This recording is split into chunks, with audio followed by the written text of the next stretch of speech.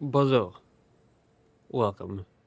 This is part 9 of our Faith Incantation run through Elden Ring Shadow of the Erdtree DLC. Last time we went through the Stone Coffin Fisher, meeting Saint Trina and continuing on Talier's quest, getting that as far as we can for now, before heading up through Charo's hidden grave to the Lamenter's jail. For items, we got ourselves some more Erdtree fragments, a random chance Grossmesser, the Remembrance of Putrescence, the St. Trina's Smile Talisman, the Prattling Pate Lamentation, which I have a friend that loves to do, they love to use this after winning in PvP. Just kill someone in PvP, then, and it never gets old. But we also got a hefty Cracked Pot and a Lamenter's Mask. And this time, we can start off by having Letta tell us where to go. I will follow the horn scent. To have his revenge on Sir Messmer, there is only one place he will go. The Black Keep. When I hit record, this was very foggy and you couldn't see anything. But now it is crisp. And just look at that. I mean, I forgot that there's an auto option. But HUD off. Look at that. That is beautiful. You may have noticed that for the thumbnails on this run, I've just been going with screenshots of the environment. And I've been doing that because the environments of this game look incredible. Like, just HUD off, telescope, take a screenshot of the environment, and send that to someone who got into video games like 20 years ago, but hasn't played since. And they'll probably think that you're just lying. Because this game looks so incredible. I'm never not impressed. Despite playing this game for well over 1,000 hours at this point, I'm still shocked. Pretty consistently. But with that being said, I think you have to light this site of grace to get these. The Horn Scent and Freya summons. Also, while doing a non-recorded run, like going through the beginning of the DLC, here where those two NPCs are, I talked to Freya, but not Horn Scent, and then I went up and I summoned Freya for the Dancing Lion boss, and then I came back to Freya, and she had 2 no pieces of dialogue. Or 3, depending on how you look at it. She said, like, hey, great fight, and hope to see you on the battlefield again. And then there were 2 options after that. One for asking why there's like a gash on her mask, and she talks about some lore there and why she's loyal to Mikola. And then the second one being you asking about the Horn Scent, and she talks about the Horn Scent. So that was neat.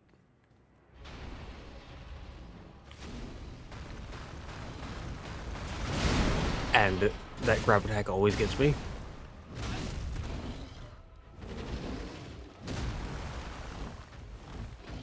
I think I dodged it once. Alright. But let's see what this does.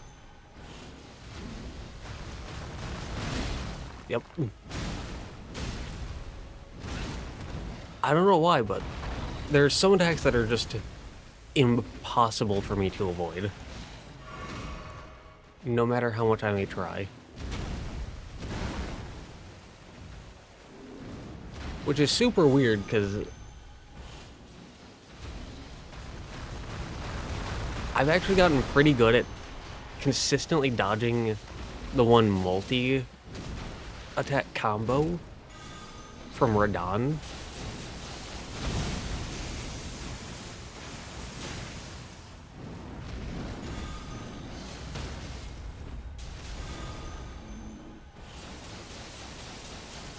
Which is like the most complicated combo in the entire series.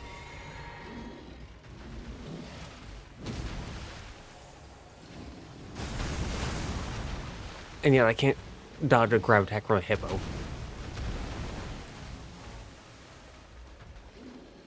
Which just feels so weird. But that's how it is.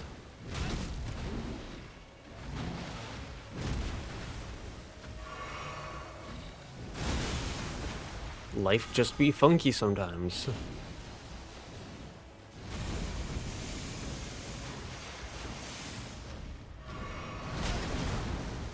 Ugh. Okay, well, that had a follow-up. I've, like, never seen... Not never, but I've very rarely seen that move.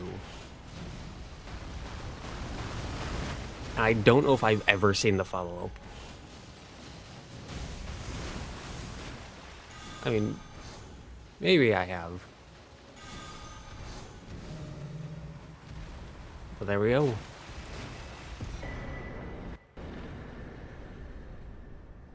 $480,000 aspects of the Crucible Thorns and 2 Erdtree fragments.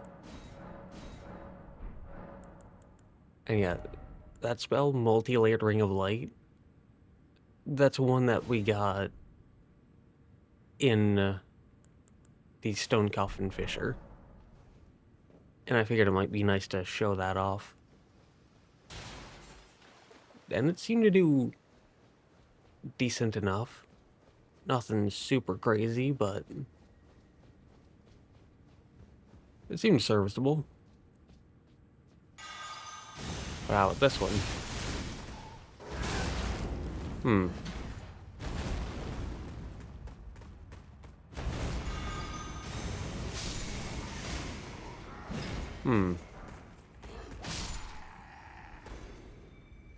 This one seems significantly less serviceable.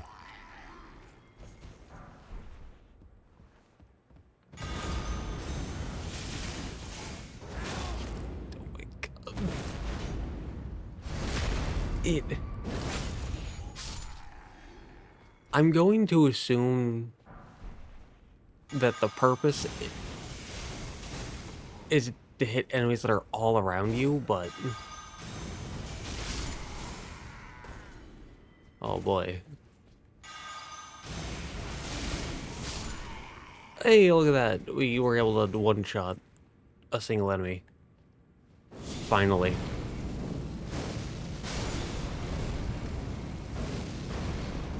Whereas...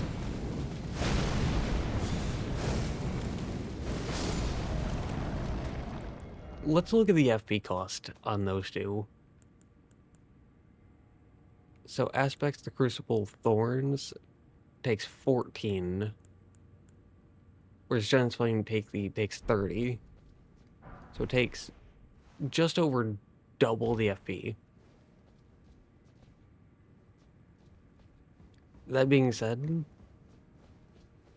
Giant's Flame Take Thee, even though it costs double the FP, is a consistent one-shot, and it knocks enemies like knights down.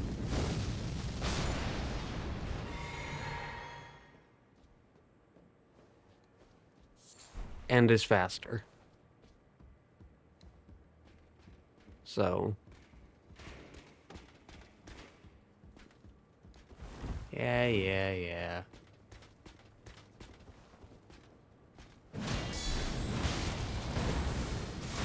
Yeah, you got a big great hammer and a big shield, so what? Oh. Never mind, that was a lie.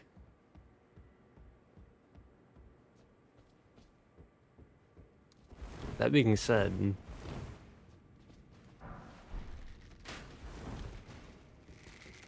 I am wielding their great hammer. And it is good.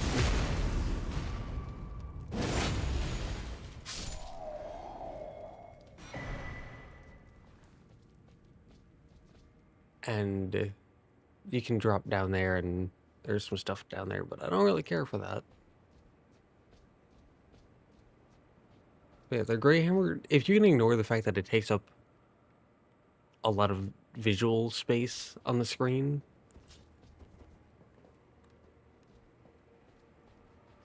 it is a good weapon.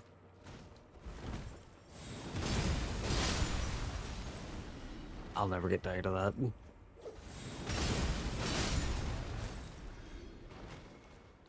And their shield... Thought I heard someone attacking. But on top of that, their shield is also one of the best shields in the game. So, if you go down there, there's a shortcut back to the boss room. And there's some stuff here, but we're gonna go this way first.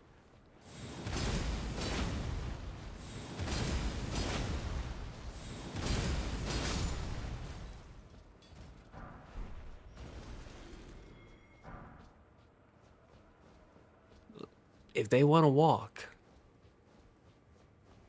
against enemies that just walk at you, horn calling is very good.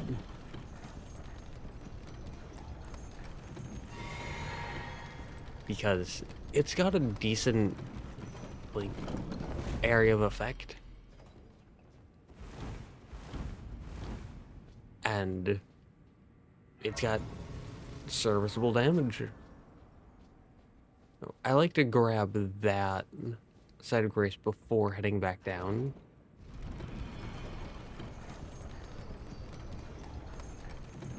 Just because you don't have to deal with any of the enemies in case you die or go to a different area.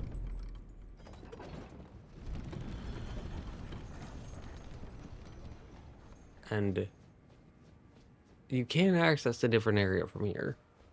And there's a teleporter and you can't get back, so it's just a good idea in my eyes. Now here, you can be summoned to assist the Horn Scent or Needle Knight Letta. And I'm just gonna drop down here and ignore that. Now, I'm going to do a little something different this run to get some new dialogue and a new ending for a quest that hasn't been seen before. In these runs, at least. But if you help Letta, which is the red sign, then you get the Horn Scent's weapon, which is a paired curved sword, along with his armor set. Whereas if you help a Horn Scent, the gold sign, then you get the Swift Slash Ash of War, which used to be very powerful, and used to be like the Ash of War for PvP, until it got nerfed. It's still decent enough now. It's just not quite as overpowered. But you get that Ash of War for the backhand blade, and you also get Letta's rune, which gets you 40,000 runes. And then it also lets you keep the horn scent alive. And you can then summon him to help you with Messmer. But we're going to come back to this area later. For now, we're going to keep heading through the storeroom. But you see, as a man of faith in this run, we're going to have faith that they're just going to figure out their own problems.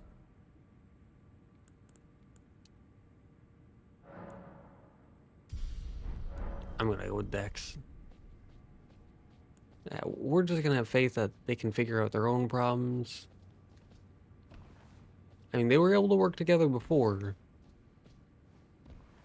with the help of a false deity, so surely they can work together without him, right?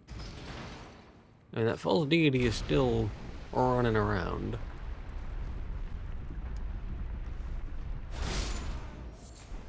One shot. Good, good, good.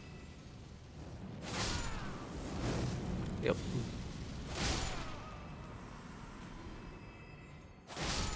And over here, you might be able to see him. We got the friendly guy, Ansbach. So we can talk to him. Righteous Tarnished. It's been some time. After unburdening my soul to you, I had hoped to make a fresh start. But there was one thought I could not dislodge from my mind. So, here I am. Quite unable to move on. After Lord Moke's slaying at his dynastic palace, it appears his body has been absconded with, and taken straight to kind Mikola. Surely you recall that I once served Lord Moog as a pureblood knight, after failing him in every regard, and losing sight of my vows. I'd do anything to make amends, in whatever meager way I can. What could they possibly have in mind for Lord Moog's remains? The implications are rather unnerving. So, for the next part of his quest, you need to make your way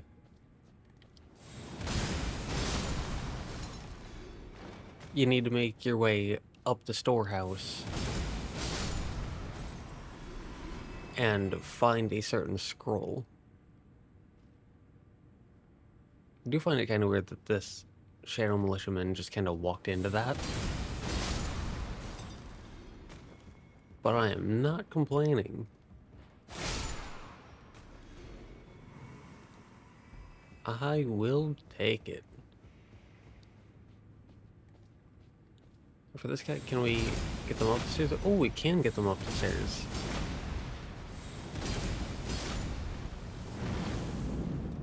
I tanked that, but that's okay. That is perfectly okay. Now, you might see my character like jittering and shaking as they walk. Dueling shield. And I'm not... Oh. And sometimes they'll just jut off to the left. I'm not entirely sure why. At first, I thought it was something wrong with my controller, because I play on controller.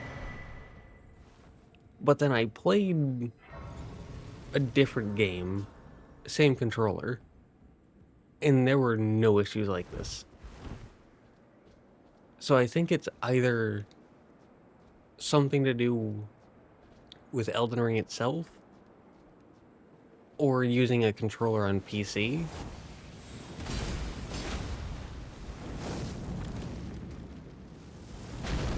Not too entirely sure.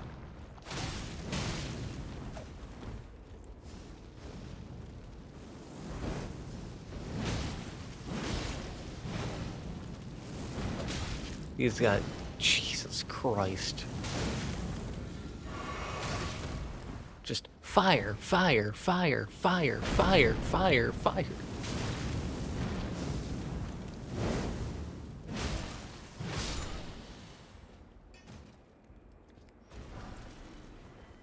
Like, here I was thinking that Dark Souls was about fire, whereas Elden Ring was about gold.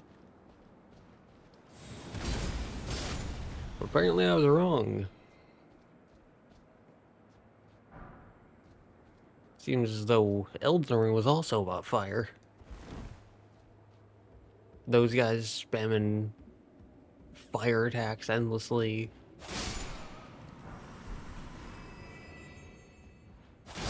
Radon in Phase 2 embering up.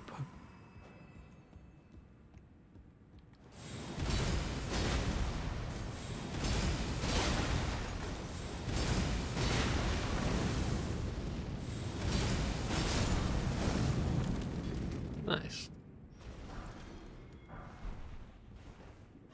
I actually did a little experiment with those guys. Not anything too sophisticated. But I found a really good fire damage negation great shield.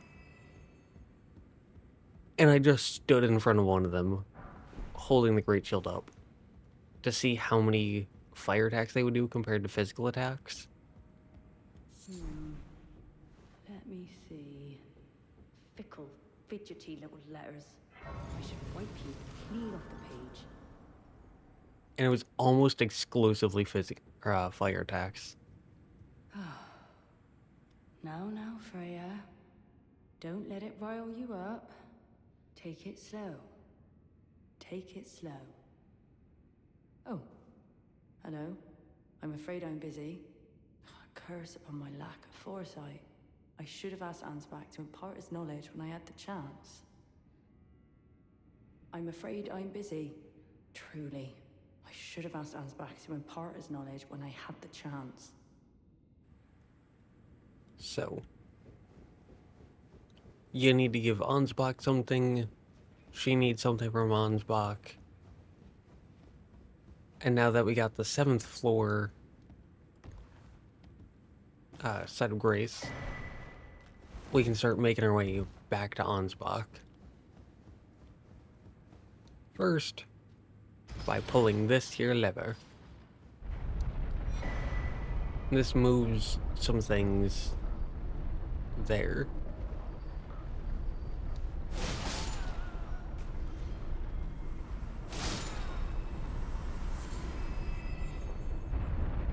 So yeah, again, I'm sorry about my character being jittery.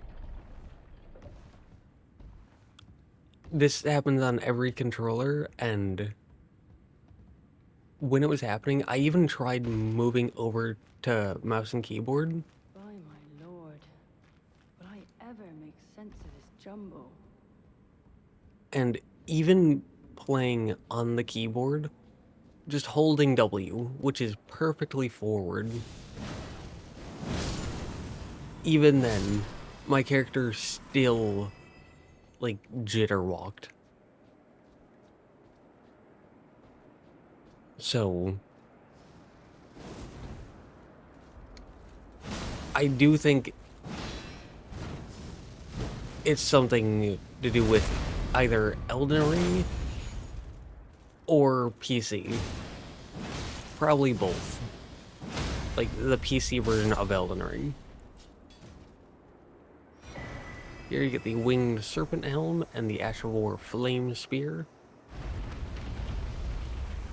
Yeah, because, like, even moving over to the keyboard,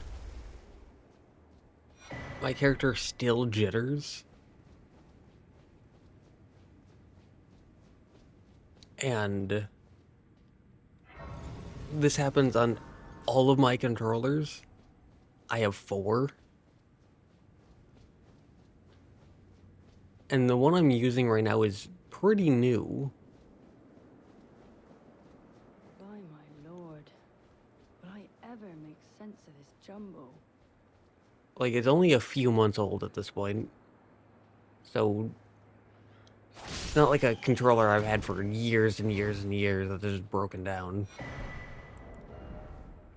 This is a sorcery, but it requires faith to use. And this is the faith run, so... This is the 4th floor. Grace. And notice, we're not sitting at any sites of grace. And that's just to keep all the enemies dead, to help us with backtracking. Yeah, like I said, it happens with all 4 of my controllers, happens even if I'm holding W on the keyboard. But it doesn't happen on any other game.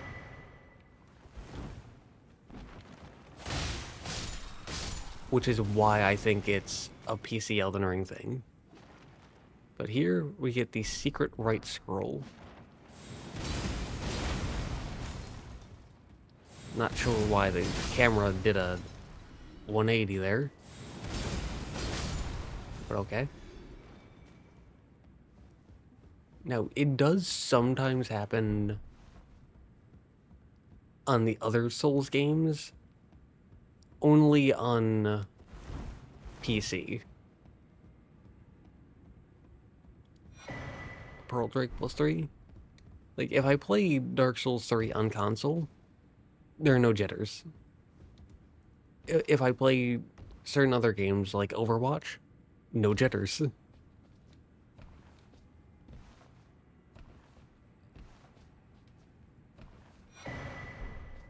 Or, like, I play horror games sometimes, no jitters. So it really just is the PC version of FromSoft games. And I don't know why. And even that, it's not constant. Like, you saw earlier in this run, it didn't happen. And even...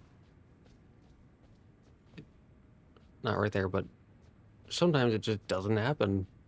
You know, in these games, it's super weird, and I don't understand it. But I know it's not the controller, because it doesn't happen on any other game.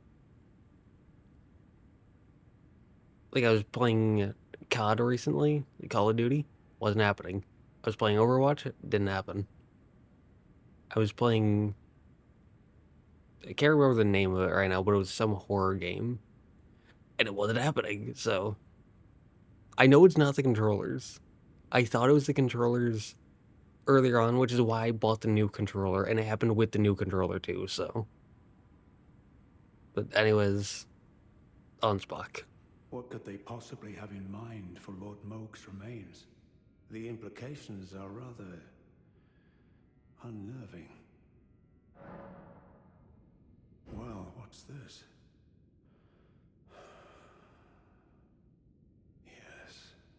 Yes, I should have known. Even the truth was itself mere folly. As if using Lord Moog to gain entrance to the Land of Shadow were not enough. He plans to use his corpse as the vessel of his king consort. He has forsaken Lord Moog's soul. He desires only his empty shell. It beggars belief, but I'm afraid Tender Miquella fails to grasp the humiliation implied by this act. One thing is certain.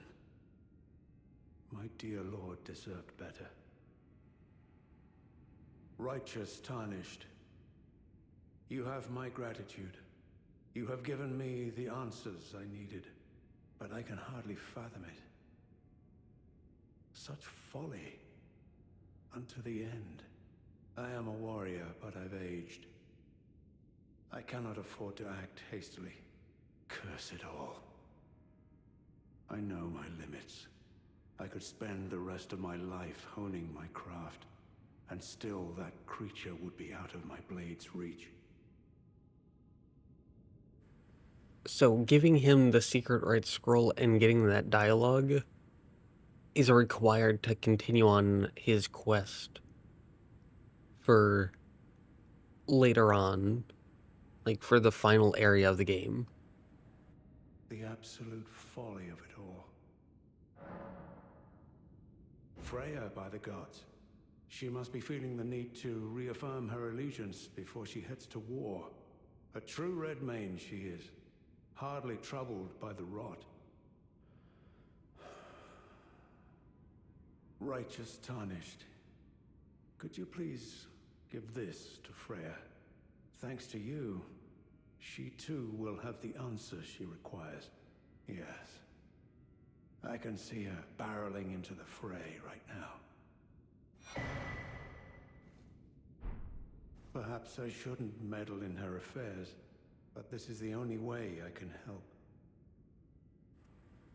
So this, the letter for Freya, you can go and give that to Freya at the 7th floor site of grace, but doing so will mean she ends up fighting you later on in a boss fight with multiple NPCs,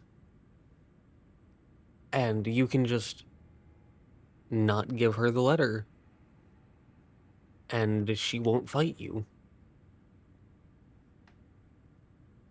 And you'll still get all of her rewards.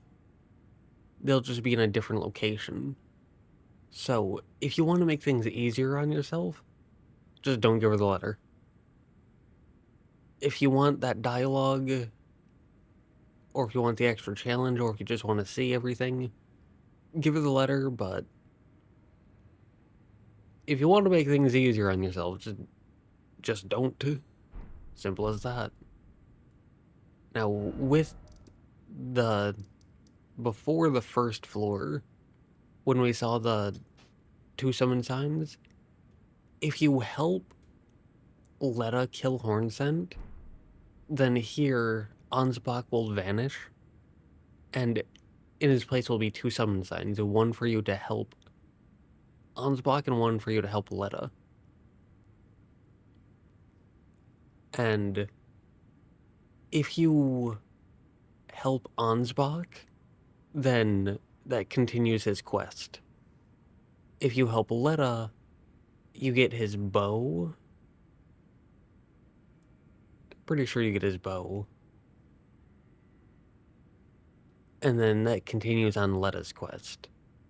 But if you help Hornsent take on Letta, or if you just ignore this altogether, then it continues both of their quests.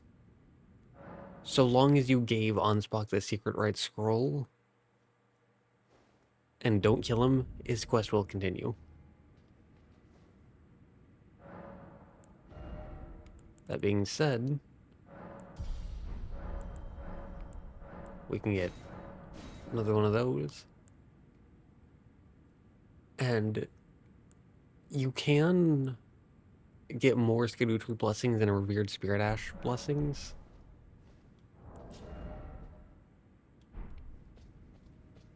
by simply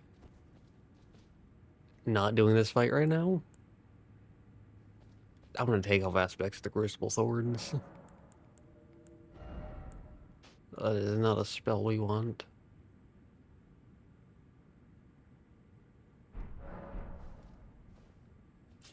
I don't think Giant's Flame Take is going to do much, and Frenzied Burst is probably too slow, but Knight's Lightning Spear might do something. But here, instead of Shard of Alexander, because we're not using that, I'm gonna go with Flame Drake Talisman. Instead of Flux Canvas, I'm gonna go with Pearl Drake. Instead of Gold Scarab,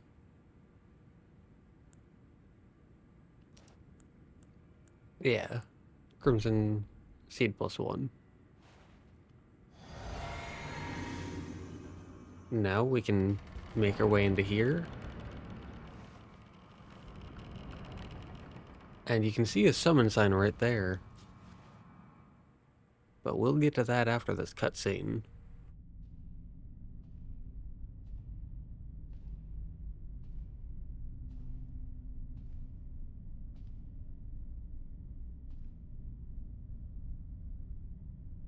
Mongrel intruder.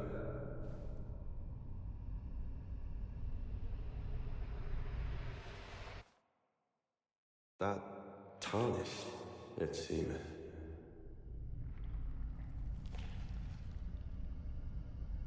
Mother. Wouldst thou truly lordship sanction in one so bereft of light?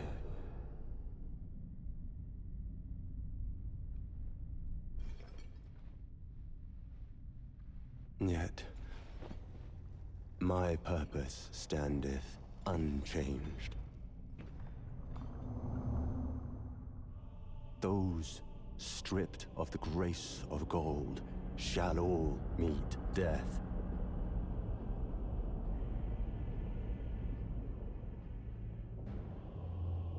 In the embrace of Messmer's flame. So, we obviously want to dodge that. We're going to summon Ornis. Because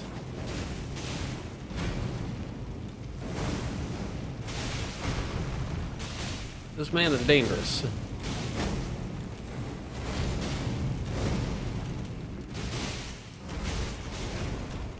Like, very dangerous. And very scary, too.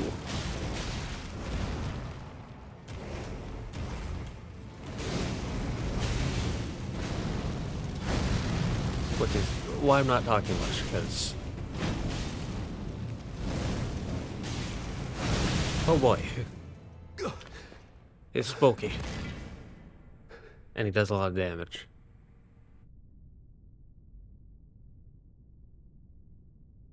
I will not suffer. A lord devoid of light.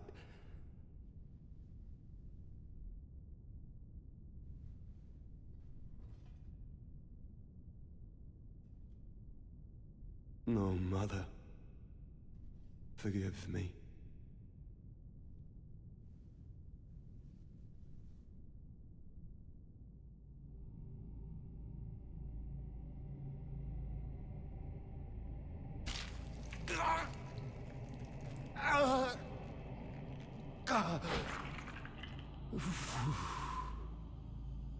You can see there that his eye had America's rune in it.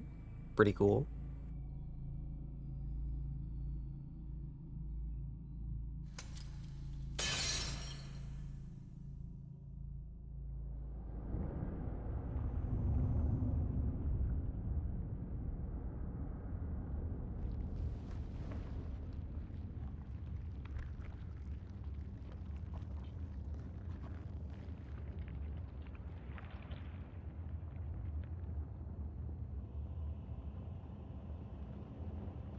Soon tarnished.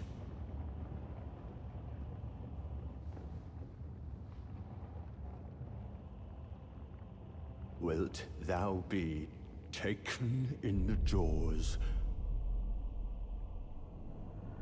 of the abyssal serpent, shorn of light?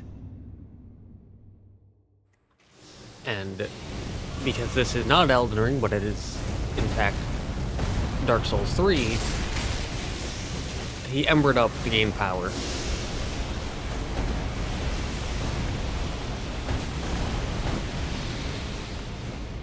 Oh. Not entirely sure on how to deal with that. Oh, that was a decent amount of damage. Oh. I did not think that was going to stats break him.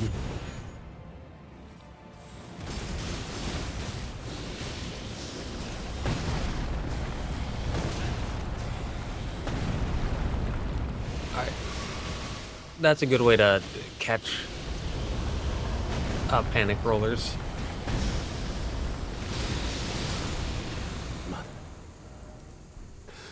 America, a curse upon thee.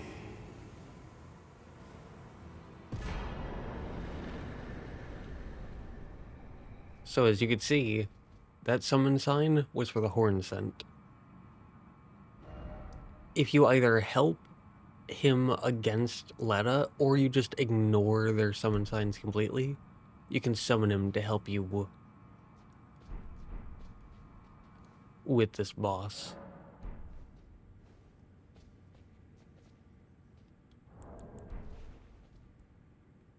And if you can summon him, he'll show up in this room after the fight. Though his dialogue will be different depending on if you summoned him or not. We summoned him before, and we got that dialogue, but here's what happens when you don't summon him.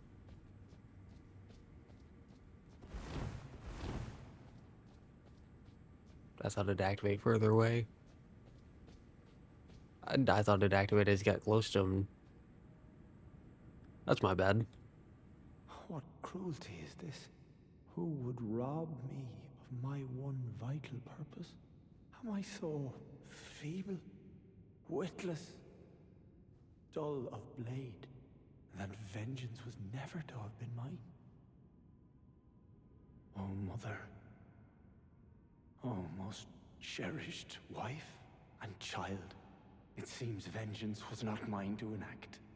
Where now should I point my tired blade? Where now should I point my tired blade? And then from there, we can get some new dialogue from Letta. Assuming you didn't fight her. And she'll talk a little bit about the horn scent. And her views on him now. Ah, there you are. I've made up my mind. The horn scent is no longer a mortal danger. With the object of his vengeance gone, his blade has grown dull. In that state, I don't imagine he will ever fight again. I needn't bother with him. Lest, of course, another target for his retribution should appear. I know I shouldn't let myself, but I suppose it's only natural to feel the weight of one's deeds at times like these. There's plenty left to be done, and I will see to it. Who else, I wonder? I don't enjoy casting suspicion on anyone I've called a comrade, but it's a small sacrifice in the grand scheme of things. We must eradicate all doubt. And with that being said, we can head over to the first floor to start making our way to the next location. There are two different areas we can go. Because there's the path out here, this way towards Anir Ilum. Or there's the castle watering hole down into this section. And it looks like those are the two final areas.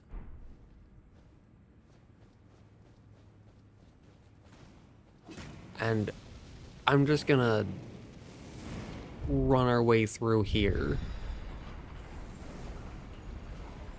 And then, I mean, we could probably just continue our way through here.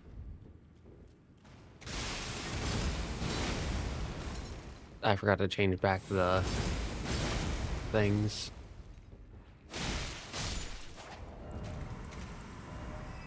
From Flame Drake to Shard of Alexander, from Pearl Drake to Flux Canvas. Well, there we go.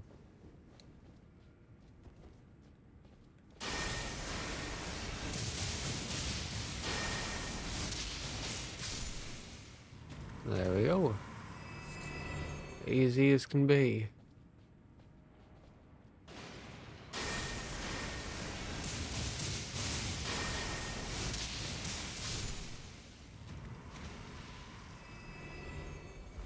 I don't know if I've said it before, but I'd be very surprised if I didn't. But this game is where incantations and faith in general are at their best by a long shot.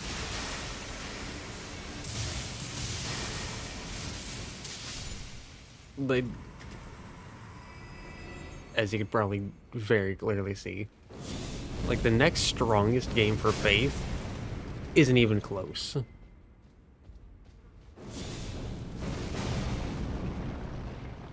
Smack. Personally, I would consider the next strongest game for Faith to be probably Dark Souls 2.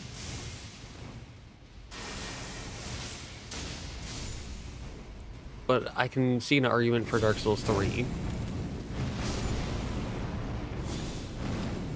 But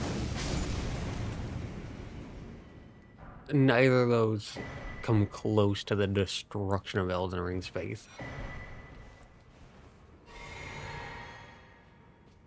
And well, I'm not really rocking it right now.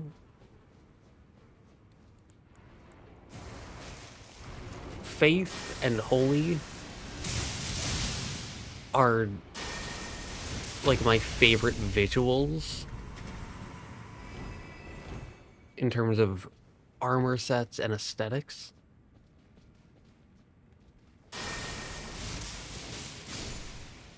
Oh, nice, just tapping at one-shots. You love to see it.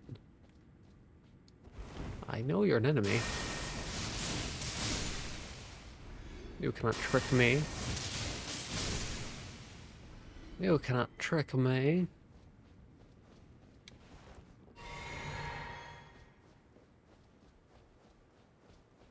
But yeah, like I said, Faith and Holy, they tend to be my favorite armor sets, and I love the aesthetic.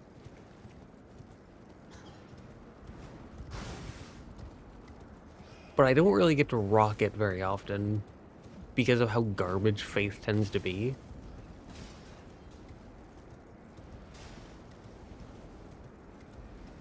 And I don't want to rock an armor set if it doesn't fit the visual of what I'm actually playing in terms of build. Like, if I'm playing as a mage, I don't want to dress up like a knight. Or if I'm playing a knight, I don't want to dress up like a mage. I want how I dress and what my build is to match. And while this doesn't match too much, I feel like it matches enough. I feel like it does a decent enough job. Ancient ruins of Rauh.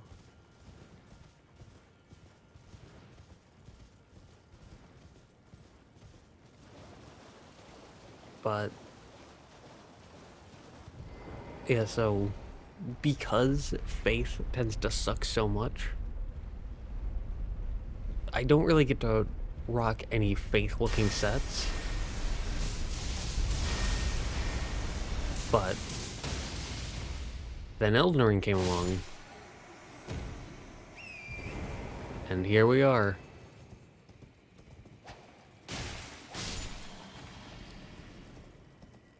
Like I said, by far the best Faith stat in the series.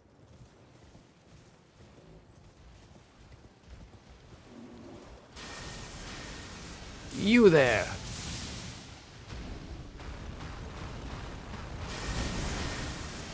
You there! Oh. Yeah, Knight's Lightning Spear. The first one goes wherever you want it to, but the follow-up ones, not so much. They go wherever your character is facing forward. It's a little strange. But it's not too bad. I can live with it.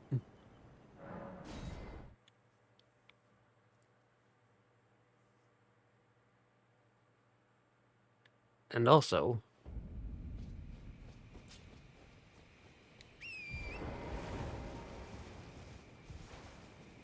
kind of weird that you can't get on your horse until you get outside.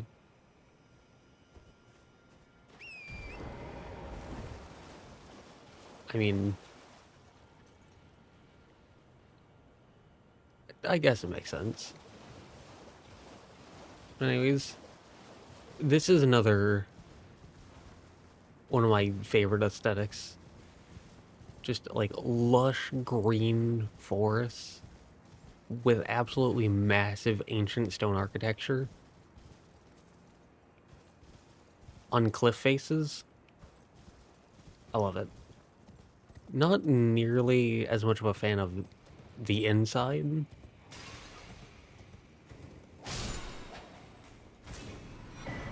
Let me know if you feel the same on this. But to me, this inside section gives me like I can't remember what they're called right now. Yeah, chalice dungeons, I think they're called, from Bloodborne. Where it's just like old architecture, everything's falling apart. A lot of basic enemies that you don't really see in the main part of the base game, but they're absolutely everywhere here. A lot of samey rooms.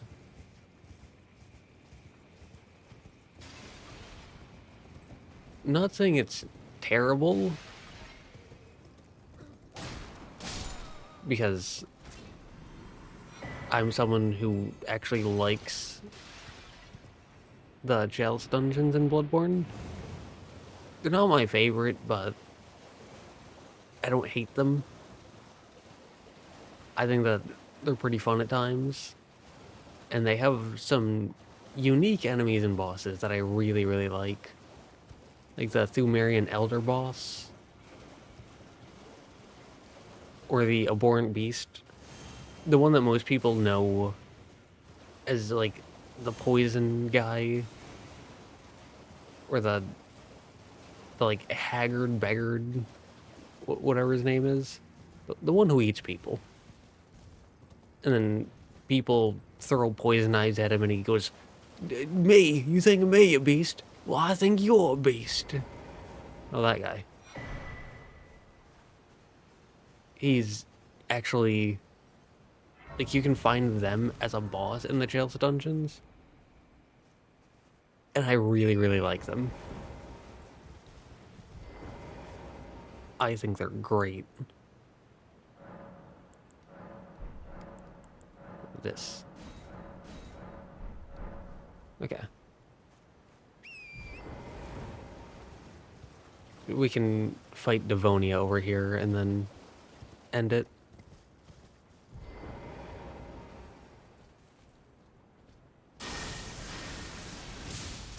But there's also a like cloth robe pyromancer enemy in the Chalice dungeons that's completely unique to the Chalice dungeons, and I love that enemy. They like physically throw fireballs. I mean, they have like a staff, but they'll wind back and then throw it like it's an actual ball. It's really cool. I like it a lot. And most people, even people who have beaten Bloodborne, have never seen that enemy. Because they're exclusive to Chalice dungeons and only some Chalice dungeons. Like, I don't even know if they're in any of the main ones. They might just be exclusive to some root Chalice dungeons. If you're curious and want to try to look for them, they're found in the sandy ones. Ailing Loran, I think they're called.